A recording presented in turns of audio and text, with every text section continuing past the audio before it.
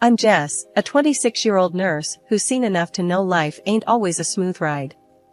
The day that rock band rolled into town was a break from the usual chaos. Their music was my escape, something my soul craved more than my next breath. That night, I decided to let loose, heading to their concert alone, not knowing it'd change my life. The arena was packed, the air electric with anticipation. I wove through the crowd, finding a spot that felt like it was made just for me. That's when I bumped into him, literally. A tall guy with a mischievous smile, wearing a band tee that looked like it had seen better days. "Hey, watch it!" I snapped, more out of surprise than annoyance. "Sorry, didn't see you there," he replied, his grin widening. "You here alone?" "Yeah, and by the looks of it, so are you." I shot back, my defenses up. He laughed, a sound that seemed to cut through the pre-concert buzz. "Name's Tom. And yeah, I wouldn't miss this for the world. These guys are like the soundtrack to my life." "Jess," I said, offering a hand grudgingly. His grip was firm, reassuring somehow. "Same here. Grew up with their music." We chatted as if we'd known each other for years, not minutes. Tom had a way of making me laugh, really laugh, something I hadn't done in a while. When the concert started, we were lost in the music, together yet alone in our little bubble. After the encore, neither of us wanted the night to end. "Know a decent cafe around here?" Tom asked, his eyes searching mine. "Might do. Follow me," I said, leading the way. The cafe was quiet, a stark contrast to the concert's frenzy. We found a secluded corner, our conversation flowing as easily as the coffee. "So, nurse, huh? Bet you've got stories," Tom said, his voice a mix of curiosity and respect. "More than I can count. And what about you? What's your deal?"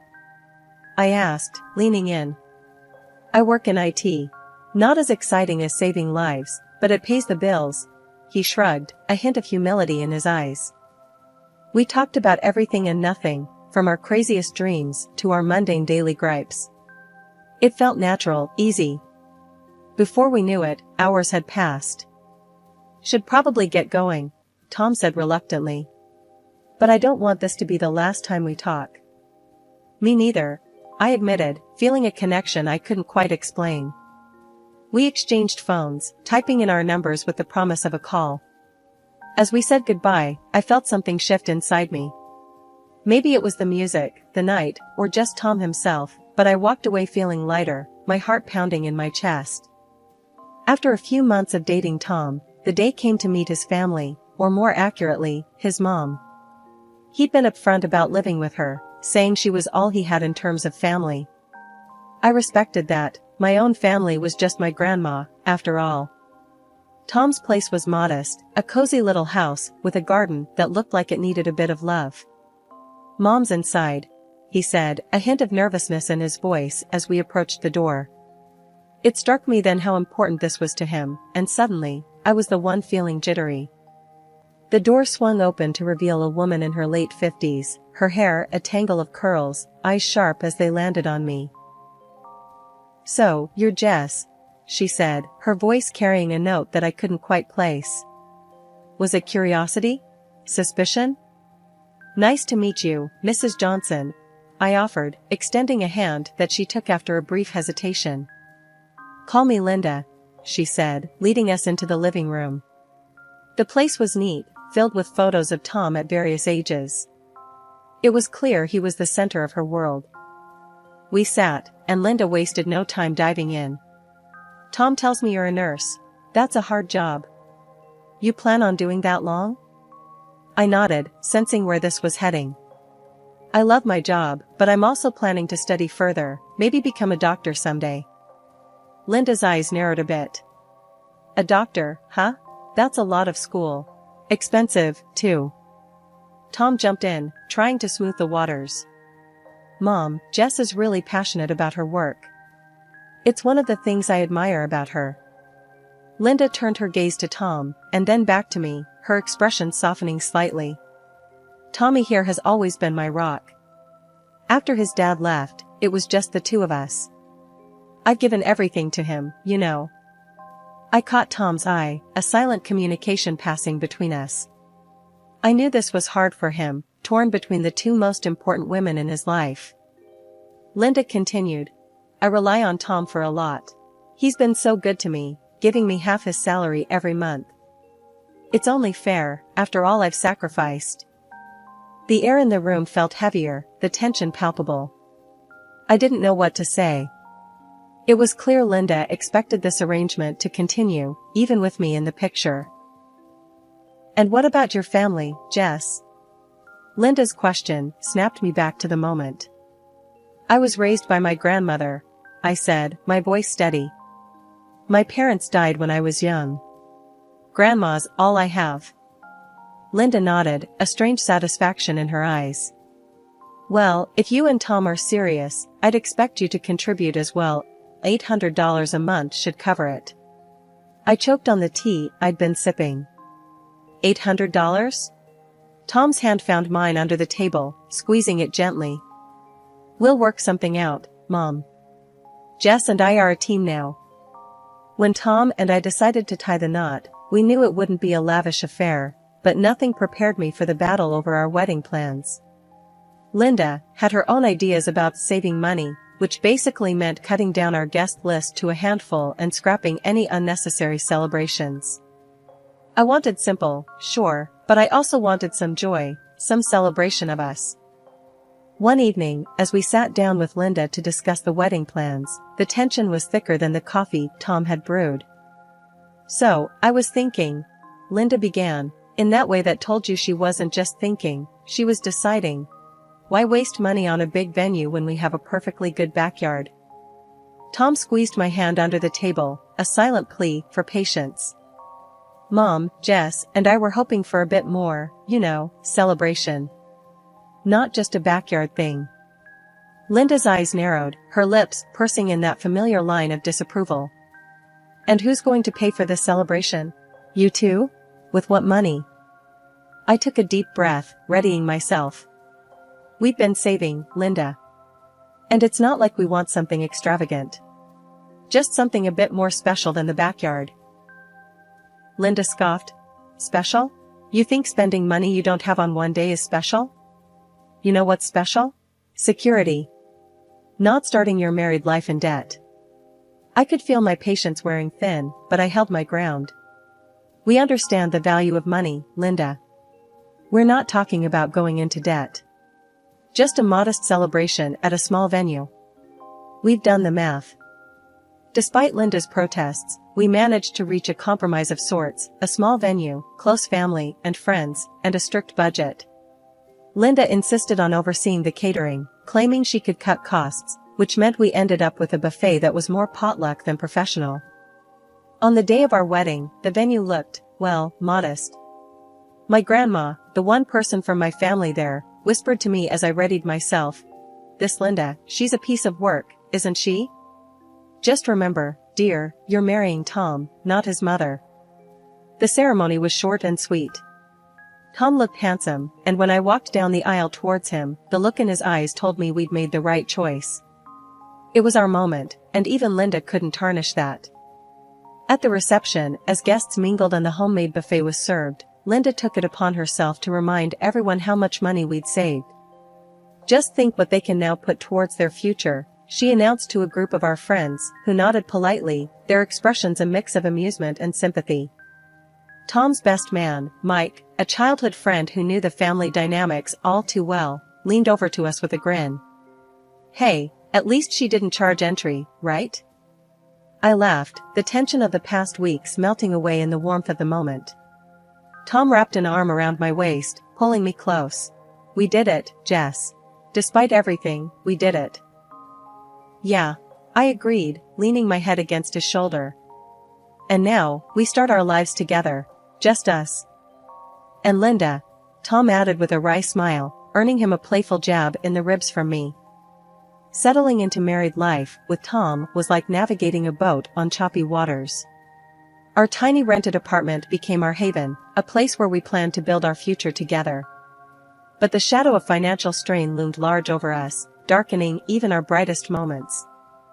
One chilly evening, as we sat huddled over our budget spreadsheet, the reality of our situation hit me hard. "Look at this, Tom," I said, pointing at the screen. "After rent, bills, and your mom's $800, there's barely anything left for us." Tom rubbed his eyes, weary from the long day. "I know, Jess. But what can we do? Mom depends on that money." I sighed, frustration bubbling inside me. But does she really need that much? We're barely scraping by as it is. And we've been putting off so many things, like fixing the car, and even thinking about a down payment for a house. Tom's expression hardened, a defensive edge creeping into his voice. "Jess, we've been over this. My mom raised me by herself. It's my duty to take care of her now." The argument ended with us in a tense silence, each stewing in our own stubbornness. But it didn't end there. Linda, ever the persistent one, took to calling me regularly, each conversation a thinly veiled reminder not to forget the $800 monthly tribute to her bank account. And when calls didn't cut it, she'd appear at our doorstep, lamenting her hard life and hinting heavily that a little more financial support wouldn't go amiss. I did my best to ignore the hints, to smile and nod and change the subject. But it grated on me, the constant pressure, the relentless reminders of a debt Tom felt we owed. Finally, one evening, after another of Linda's visits, I couldn't hold it in any longer. "Tom, we need to talk about your mom," I started, the day's frustrations bubbling to the surface. "I'm tired, Tom. Tired of the hints, the constant pressure for more money. We're saving for a down payment, for our future. Can't she see that?" Tom's face went from puzzled to dark in seconds. "My mom is always right, Jess," he said, his voice icy. "You have no right to talk about her like that.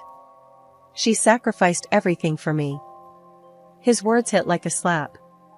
"So what, our plans, our future, doesn't count for anything?" I shot back, anger rising. That was it. Tom shut down, walls up, and suddenly we were two strangers living in the same space. He wouldn't talk to me, not really. Our conversations dwindled to nothing, replaced by messages left on stickers on the fridge. Need milk. Working late. The bare minimum of communication. One rare evening, when the silence felt a bit less oppressive, I decided to broach the subject, the words tumbling out of me before I could think better of it. "Tom, do you ever think about, us having kids?" Tom, who'd been half focused on some bills, looked up, his expression unreadable. "Kids? Jess, you know how Mom feels about that. She's already stretched thin with just us helping out." "Yeah, but it's not about her, is it? It's about us, what we want," I said, a hint of desperation creeping into my voice. Tom sighed, setting the bills aside. I know, but think about it. The money, the time. How are we supposed to manage all that? Plus, Mom, she's outright against it. Says it's too much expense, too much hassle." I felt a flash of anger, frustration. So, what? Her word is law now? What about what we want, Tom? What about our life together? The room went quiet again, the air thick with words we couldn't seem to say. Tom finally broke the silence. "I just don't think now's the right time, Jess. Maybe later, when things are better."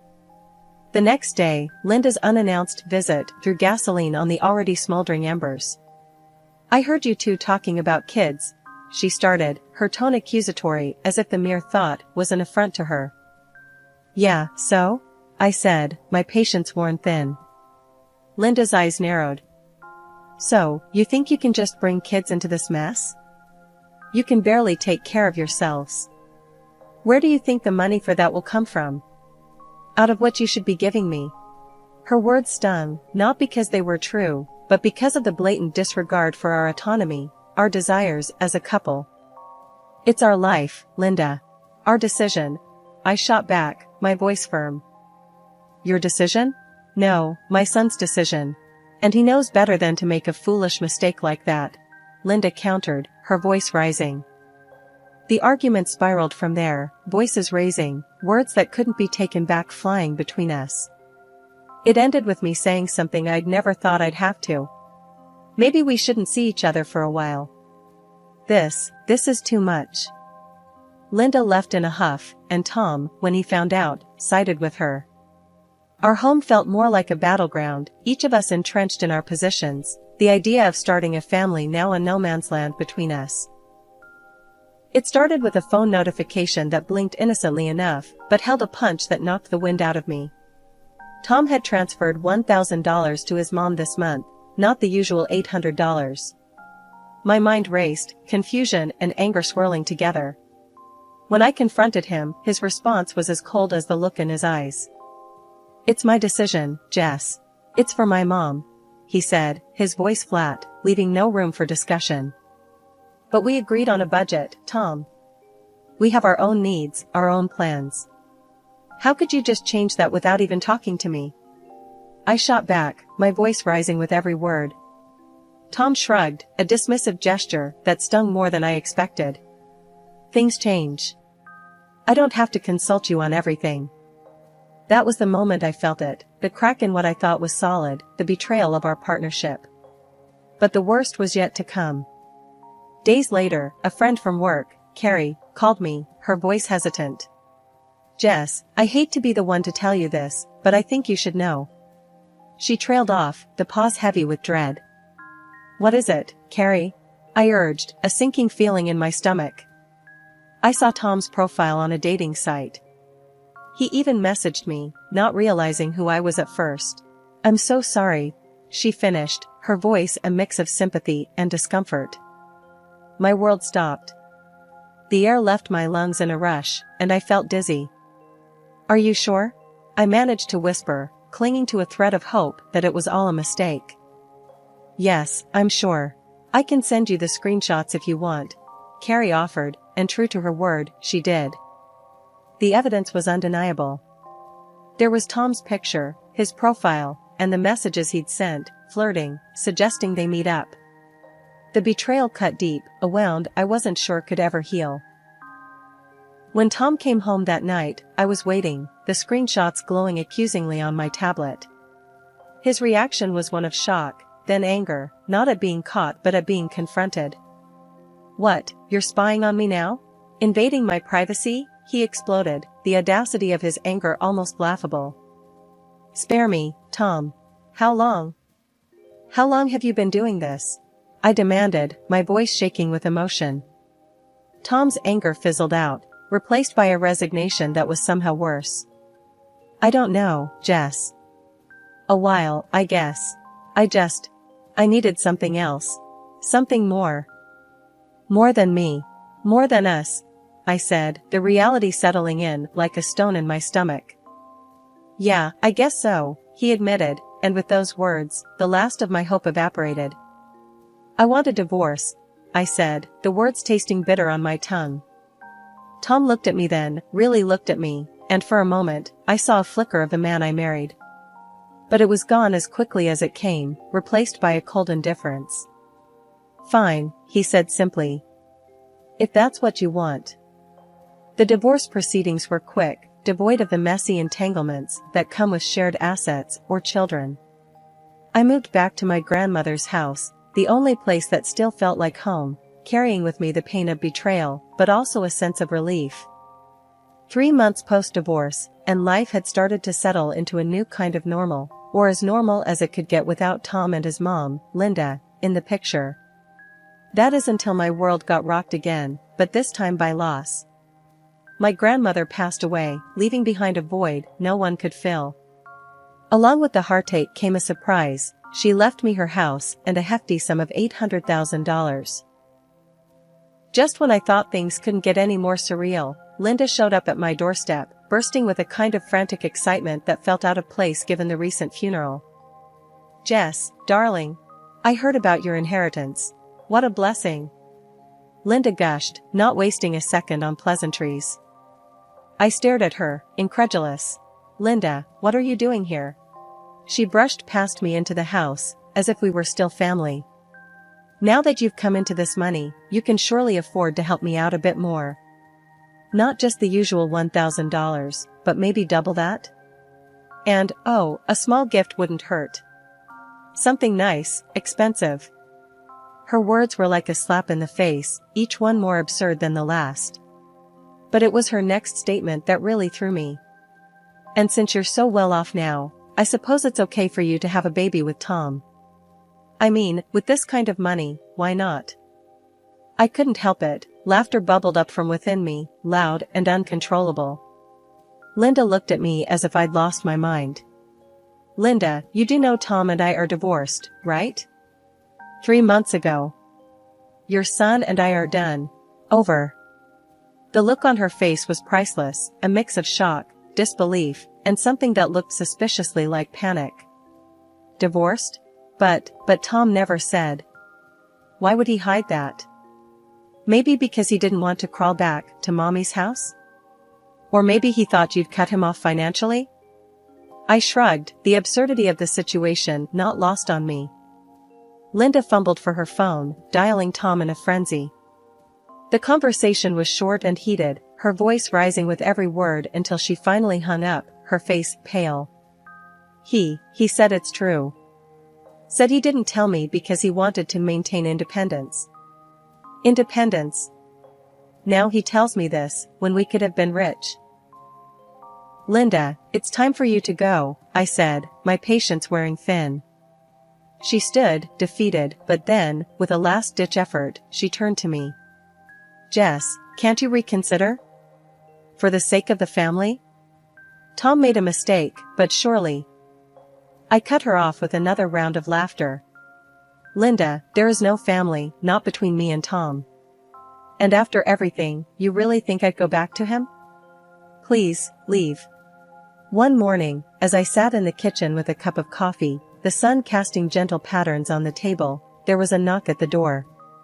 Hesitant, I approached, half expecting Linda or, worse, Tom, to be on the other side. Instead, I found an old friend from nursing school, Maya, her face bright with a smile that was both comforting and contagious. I heard about your grandma, Jess. I'm so sorry. And then I heard about, well, everything else, Maya said, stepping inside as I waved her in. We sat down, and over coffee, we caught up on life, on the turns mine had taken, and on her adventures since we last spoke. It was Maya who, after hearing my story, looked me dead in the eye and said, Jess, it's time. Time to move on, for real. You've got this chance, this freedom. What's stopping you from taking the leap? Her words struck a chord. I've been thinking, I started, my mind racing with possibilities. Maybe it's time to go back to school, like I always wanted. Get that degree, move into a field I'm passionate about. Yes. Maya clapped her hands, her excitement palpable.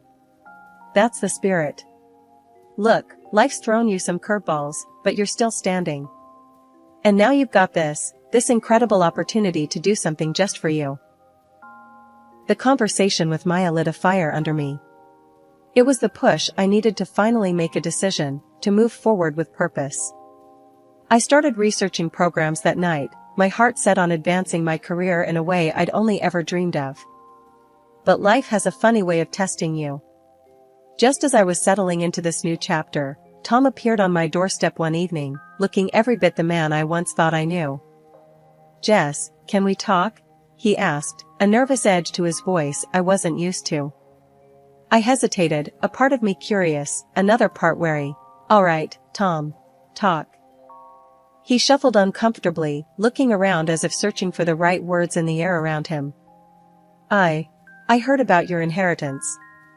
And about what you're doing with it. Going back to school, that's great, Jess. I raised an eyebrow, crossing my arms. Thanks, Tom. Was there something else? He sighed, a deep, weary sound. I guess I just wanted to see if there was a chance for us. I've been doing some thinking and... No, Tom, I cut him off, my voice firm, but not unkind. There's no chance for us. Not anymore. I've moved on, really moved on. And you should too. As he turned to leave, I felt a weight lift, a final closure on a chapter that had dragged on too long. In the days that followed, I found myself more focused, more determined. I was building a life on my own terms, free from the expectations and disappointments of the past. My studies gave me a sense of direction, and my grandmother's inheritance allowed me the freedom to pursue my dreams without restraint.